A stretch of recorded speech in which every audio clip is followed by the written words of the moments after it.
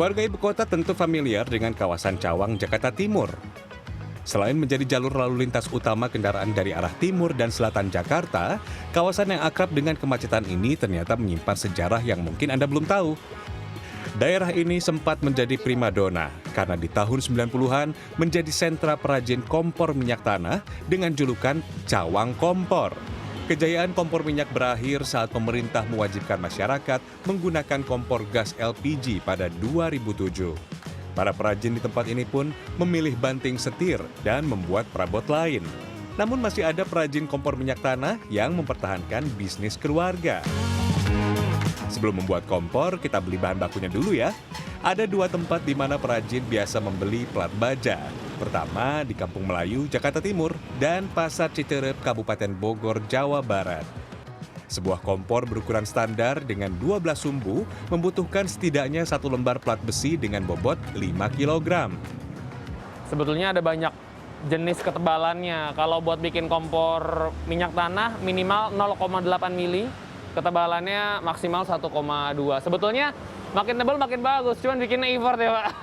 Apalagi yang 2 mili itu yang agak tebal tuh, waduh motongnya. Jadi pakai yang ukuran standar, ini kita pakai yang 0,9 ya. 0,9, beli 2 lembar. Oke, waktunya menuju bengkel. Sebenarnya tempat kami membeli plat tidak terlalu jauh, jaraknya hanya 8 km. Namun plat besi yang saya bawa membuat perjalanan terasa panjang. Pertamanya mah oke, cuman 8-an kilo. Tapi karena dia agak tajam ujungnya di paha, cerak. Waduh, pedes. Aduh. Wah, tidak terbayang deh kalau membeli plat harus ke Pasar Citerep yang berjarak sekitar 30 km. Tanya berapa juga terserah. Aduh. Aman.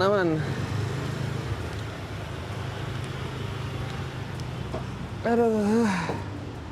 Tajam banget. Oke.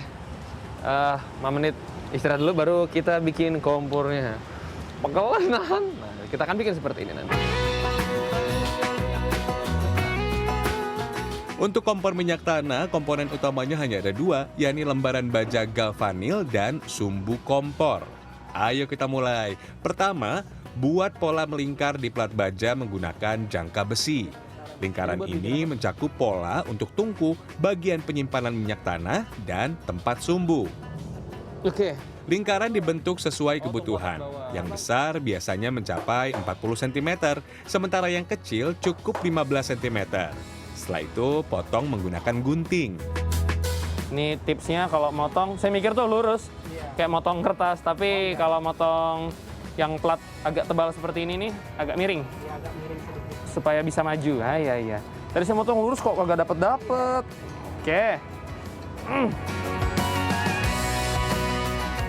Plat besi kemudian dibentuk lingkaran sempurna dengan alat pemotong yang lebih besar. Oke. Duh, ngeri banget salah, euy. Ngeri banget salah. Kalau sampai salah, harus dikecilkan kompornya, jangan berantakan semua polanya ya. Oke. Lebih bagus. Setelah itu, bagian tengah plat besi dilubangi menggunakan pahat. Tujuannya untuk membuat lubang tungku kompor minyak. Bener Pak? Iya. Ngeliat abangnya enak banget. Nih kalau kita yang bikin sendiri susah. Dan kalau pemirsa sadar dia bentuknya agak unik ya. Dia dibentuk seperti kayak kuku ya. Kayak kuku. Dibilangnya pahat kuku sama pengrajin di sini.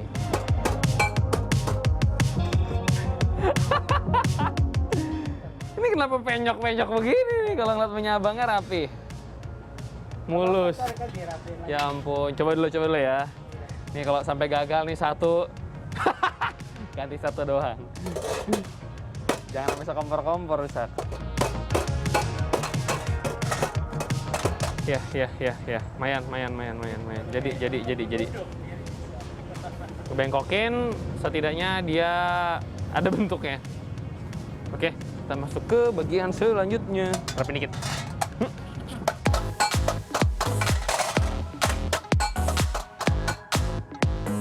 Plat besi sudah melengkung sempurna. Lanjut, tepi plat besi ditekuk menyeluruh. Setelah itu akan disatukan dengan besi lain. Dan tangki penyimpanan minyak tanah hampir rampung. Ini diambil timahnya. Nih kelihatan bagian yang paling sederhana ya, bagian yang paling mudah kelihatannya. Tapi buat saya ini bagian yang paling penuh tanggung jawab. Karena percuma ya punya kompor minyak bagus-bagus, bentuknya susunannya tinggi, kalau bocor ya kan nanti dikomplain. Waduh. Lanjut ke bagian berikutnya, yaitu selongsong besi untuk sumbu. Satu sumbu akan dilapisi 3 selongsong besi berbeda ukuran. Sebetulnya bisa aja kalau mau digulung atau dibuletin manual, tapi lama. Jadi harus pakai ini. Ini keras ya. Ini keras nih. Terus ini udah ngunci dan mana dia? Nah, ini dia. Set. Nah, sudah jadi bulatan untuk sumbunya. Cepat, singkat, dan praktis. Satu kompor ukuran kecil membutuhkan 45 selongsong besi dan yang paling banyak 200 selongsong besi.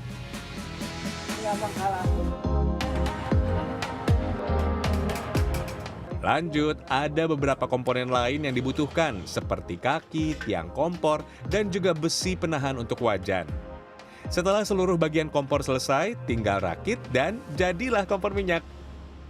Agar terlihat cantik, kompor akan dicat sesuai selera. Namun biru selalu jadi warna andalan di tempat ini. Salah satu alasannya, kompor made in Cawang ini identik dengan warna biru.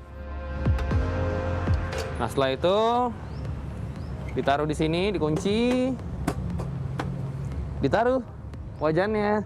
Masak, mau nasi goreng, mau bakso, mau ayam kalasan, bisa.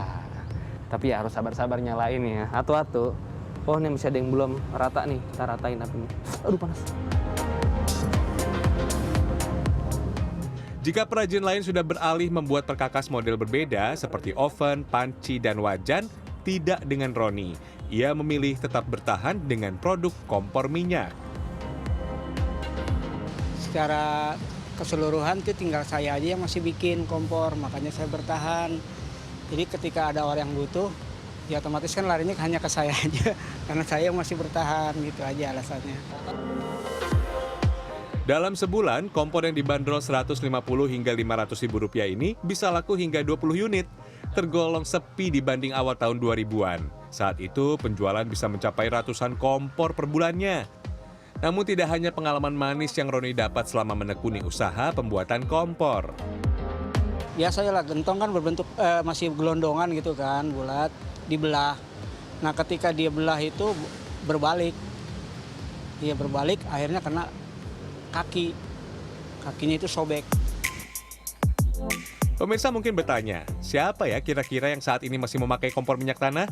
Ini nih salah satunya, pedagang cuanki.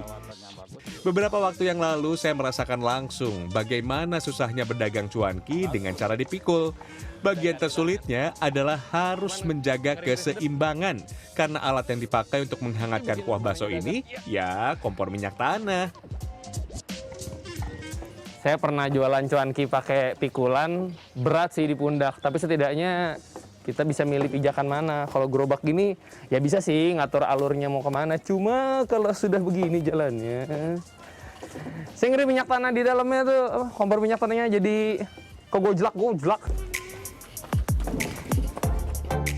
Meski minyak tanah kini dijual dengan harga cukup tinggi, Rp15.000 per liter, ada alasan mengapa para penjual cuanki di Kelurahan Kebonpala masih menggunakan kompor minyak. Tapi mungkin ya lebih murah gas, tapi saya merasa dari dulu nyamannya di minyak tanah. Kalau kekhawatirannya kalau pakai gas, saya takutnya ngejeblok di lokasi tempat keliling. Selain pedagang cuanki, kompor minyak juga masih dipakai seorang penghuni rusun Rawa Bebek, Jakarta Timur. Ma Ayu, biasa wanita 107 tahun ini disapa, tetap menjatuhkan pilihan pada kompor minyak untuk memasak. Jadi nggak bisa pakai kompor gas, takut beduk.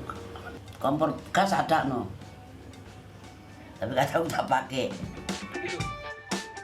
Meski tidak lagi jadi pilihan utama, kompor minyak adalah satu dari sekian banyak alat masak yang pernah menjadi primadona. Sedikit bercerita nih pemirsa, ternyata alat masak yang memanfaatkan minyak bumi sudah ada sejak zaman dahulu. Ada beberapa manusia yang tinggal di dekat sumber daya minyak, ya, sumber daya minyak. Misalnya ekskavasi yang kami lakukan di Bojonegoro, itu ada namanya situs kayangan api. Jadi ada api abadi. Itu kita ekskavasi, kita bisa melihat ada dulu ya, pernah ada aktivitas manusia untuk datang ke situ lalu menggunakan api itu ya, termasuk juga untuk memasak. Meski terkesan sederhana, kompor minyak tanah menjadi salah satu saksi sejarah perkembangan alat memasak di Indonesia dari masa ke masa. Jadi, ada yang tertarik untuk mencoba memasak pakai kompor minyak? Atau justru ingin ikut membuatnya? Terima kasih telah menyaksikan Sehari Menjadi kali ini. Sampai jumpa di episode berikutnya. Rian Fernando, Dwi Agung Yuldiarto, Jakarta.